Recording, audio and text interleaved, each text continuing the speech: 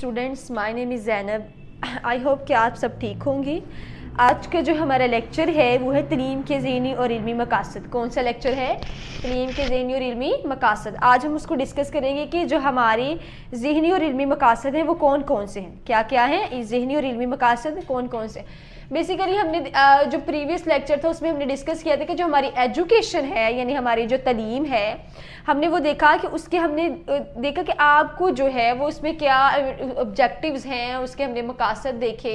हमने देखा पाकिस्तान के जो कौमी तलीमी मकासद हैं हमने वो उनको डिस्कस किया। फिर अब हम आगे जो लेक्चर अब डिस्कस करने जा रहे हैं वह तलीम के ज़हनी और इल्मी मकासद है। कहते हैं तलीम के जो मकासद मुतय्यन किए जाते हैं उनमें ज़हनी और इल्मी मकासद को भी बुनियादी हैसियत हासिल है। फिर उसके बाद कहते हैं कि इसको बनाना और फ़र्द को माशरा के एक अहम रुकन बनाना है। फिर देखें वो बात करते हैं कि चूँकि एक पाकिस्तान एक इस्लामी नज़रियाती मुमलिकत है, इसलिए हमें अपने मकासद का तयन करते वक्त नज़रियाती पहलों को मद्देनज़र रखना पड़ता है। फिर कहते हैं तलीम हमेशा माशरे के फ़लसफ़ा हयात के ताबा होती है। कहते हैं उसके ताबे होती है फ़लसफ़ा जहाँ ज़िंदगी के तमाम शोबों को जो तसव्वुरात और अफ़कार फ़राहम करता है, वहाँ निज़ाम तलीम के लिए फ़िक्री बुनियाद भी फ़लसफ़ा हयात से हासिल होती है। तलीम का अमल पैदाइश से लेकर ज़िंदगी के आखिरी लम्हा तक जाते रहे। कहते आपकी एजुकेशन और तलीम सीखने की कोई उम्र नहीं है, तलीम सीखने की कोई उम्र नहीं है।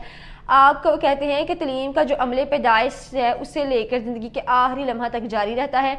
आप जिस एज पर हैं, जिस आपकी स्टेज है, आप ये नहीं कह सकते कि मैंने पढ़ना था तो मेरी ये पढ़ने की स्टेज थी तो मैं इसमें ही पढ़ूंगा। नहीं, आपकी जो स्टेज है वो चलती रहती है और इल्म जो सीखता है यानी उसकी कोई उम्र नहीं है। इल्म आप किसी भी टाइम या किसी भी जो है उम्र या स्टेज के अपनी ज़िंदगी के स्टेज या उसके उम्र के हिस्से में इसको सीख सकते हैं। कहते हैं तारीख कितना ही फैसला तय कर जाए, ये ज़माना कितना ही तरक्की कर जाए, जब तक ये दुनिया कायम है और इस पर इंसान का वजूद है वो इन बुनियादी सवालात का सामना करता रहेगा। कहते हैं जब तक ये दुनिया कायम है और इस पर इंसान का वजूद है वो अपनी बुनियादी सवालात का सामना करता रहेगा। इन बुनियादी सवालात में इंसान, कायनात, खालिक, कायनात और ज़िंदगी का हकीकी तस्वर शामिल हैं। कहते गोया इंसान कायनात, खुदा और ज़िंदगी के हकीकी तस्वरात को जाने बगैर तस्वर तलीम और मकासद तलीम का तयन नहीं किया जा सकता। दुनिया के हर माशरा में अहल फ़िक्र नज़र से इन सवालात का जवाब तलाश करने की कोशिश की है। इसी तरह अपने अफराद माशरा के लिए और ख़ास तौर पर अपनी नस्ल नूह के लिए तलीमी अफ़कार और मकासद तलीम वज़े किए हैं। फिर कहते हैं कि आपकी जो पाकिस्तान जैसी नज़रियाती मुमलिकत के निज़ाम तलीम में ज़हनी और इल्मी नुक्ता नज़र से तलीम के कुछ मकासद हैं वो दर्ज ज़ैल हैं। उनकी बात करते हैं कि वो कौन कौन से मकासद हैं।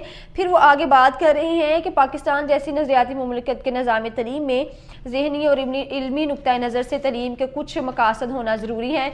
जैसे कहते हैं कि आपको पता होना चाहिए, खुद शनासी होनी चाहिए, आपको अपने आप से आगाही होनी चाहिए। कहते हैं फिर तस्हीर कायनात यानी आपको कायनात की जो है पता होना चाहिए कि इसको हकीकत को समझे, इसके खजानों को खोज करे, तस्वर इल्म से आगाही होनी चाहिए यानी इल्म से आपको जो है वो आगाही होनी चाहिए। फिर उसके बाद बात करते हैं कि खिलाफत इलाही की जिम्मेदारियाँ कौन कौन सी हैं। फिर कहते हैं आलमी क़यादत की सलाहियत। फिर कहते हैं ज़हनी नौशरमा। फिर उसके बाद कहते हैं शरह हवानदगी में इजाफ़ा यानी जो आपकी शरह हवानदगी है उसमें इजाफ़ा होना चाहिए। फिर उसके बाद बात करते हैं कि खुदशनासी, किसकी? खुदशनासी की।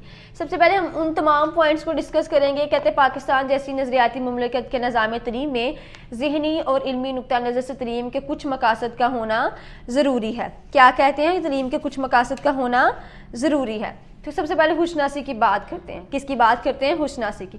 कहते हैं तलीम का एक मकसद ये है कि तलीम के नतीजे में खुद शनासी, खुदगाही और मार्फत नफ्स के ज़रिए इंसान ना सिर्फ अपनी सलाहियतों को पहचान कर उन्हें इस्तेमाल में ला सकता है बल्कि उन्हें नौशमा देकर आला मरातिब तक पहुँच भी सकता है। क्या कर सकता है? आला मरातिब तक पहुँच सकता है। अल्लामा इकबाल ने इसे खुदी का नाम देकर तलीमी मकासद के लिए अलामत के तौर पर इस्तेमाल किया।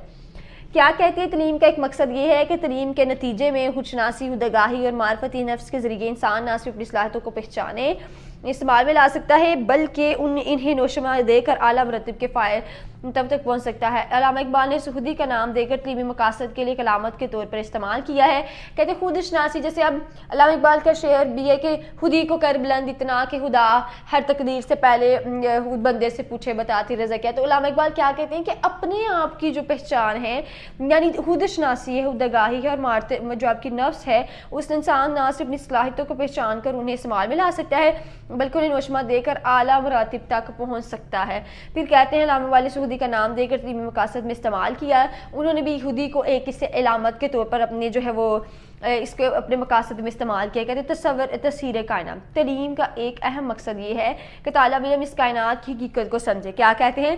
تعلیم کا آپ کا جو ہے وہ مقصد ہے وہ یہ کہتے ہیں کہ اس کی جو پوشیدہ خزانے ہیں ان کو سمجھے, اس کی کھوج لگائے, اس کائنات کو اپنے مقاصد کے لیے جائز اور بھرپور طریقے سے استعمال میں لائے.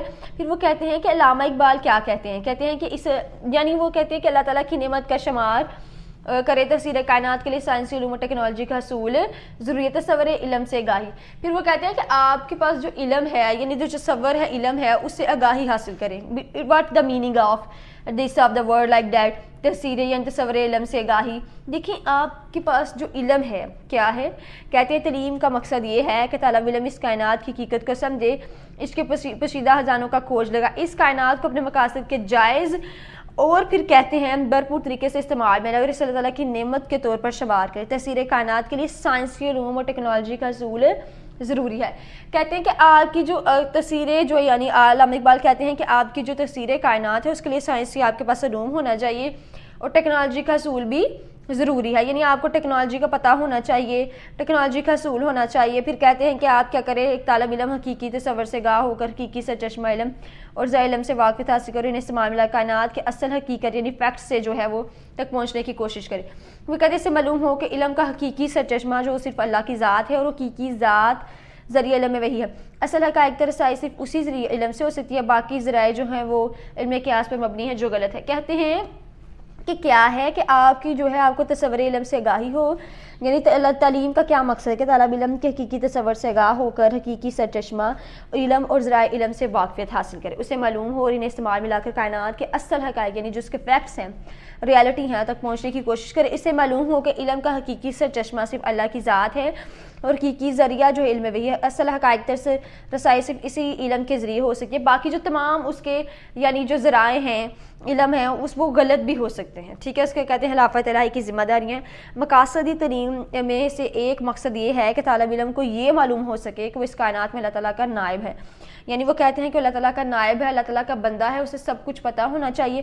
پھر کہتے ہیں وہ باقی تمام مخلوق سے افضل ہے, لہٰذا نائب الہی کے تقاضوں کو سمجھ کر اس کائنات میں اپنے فرض کی ادائی کرے تاکہ یہ کائنات پوری انسانیت کے لیے امن و سلامتی کے برابر. کہتے ہیں کہ آپ کی جو خلافت الہی ہے یعنی کہتے ہیں کہ آپ کی جو مقاصد تعلیم ہے اس میں سے مقصد یہ ہے کہ طالب علم کو یہ معلوم ہو سکے کہ اس کائنات میں اللہ تعالیٰ کا نائب ہے اور جو باقی تمام مخلوقات ہیں اس سے وہ افضل ہے, لہٰذا نائب الہی کے تقاضوں کو سمجھ کر اس کائنات میں اپنے فرض کی ادائی کرے تاکہ کائنات پوری انسانیت کے علم سلامتی کے برابر.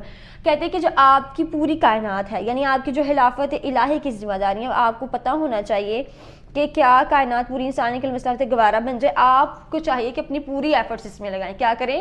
پوری ایفرٹس اس میں لگائیں. اس کے بعد کہتے ہیں کہ آپ کی جو عالمی قیادت کی صلاحیت ہے یعنی آپ کے پاس کتنی صلاحیت ہے کہ آپ تعلیم کے ذریعے افراد معاشرہ کو عالمی قیادت کے منصب کے لیے اہل بنانا اور زندگی کے تمام شعبوں میں اس طرح آگے بڑھانا اور اپنی قیادت کے منصب کے لیے اپنے آپ کو آمادہ کریں. یعنی دنیا کی قیادت علم و ہنر کی کامر ہنت ہے. نظام تعلیم کے ذریعے اعلیٰ قاعدانہ صلاحیتوں کے حامل افراد کی تیاری تعلیم کا ایک اہم مقصد ہونا چاہیے. پھر کہتے ہیں ذہنی نوشرما. کس کی بات کرتے ہیں؟ ذہنی نوشرما. کہتے ہیں تعلیم کا ایک مقصد یہ ہے کہ طالب علم کی ذہنی نوشرما کرنا بھی ہے. اس کے ذریعے فرد کی فطری صلاحیتوں کو اجاگر کرے انہیں جلا بخشی جاتی ہے. خداوند کریم نے ہر انسان کی صلاحیت میں انفرادیت رکھی ہے. ہر انسان میں کوئی نہ کوئی محسوس صلاحیت پائی جاتی ہے. تعلیم کے ذریعے اس پوشیدہ صلاحیت کا سراغ لگایا جاتا ہے اور فرد کی اس کی محسوس صلاحیت کے مطابق تعلیم دی جاتی ہے. اس طرح سے ہر فرد معاشرے کا ایک مفید اور مثالی رکن بن جاتا ہے. پھر کہتے ہیں جو معاشرے کا کیا ہوتا ہے, جو کہ معاشرے کا کیا کہلاتے ہیں, ایک اہم کردار ادا کرتا ہے.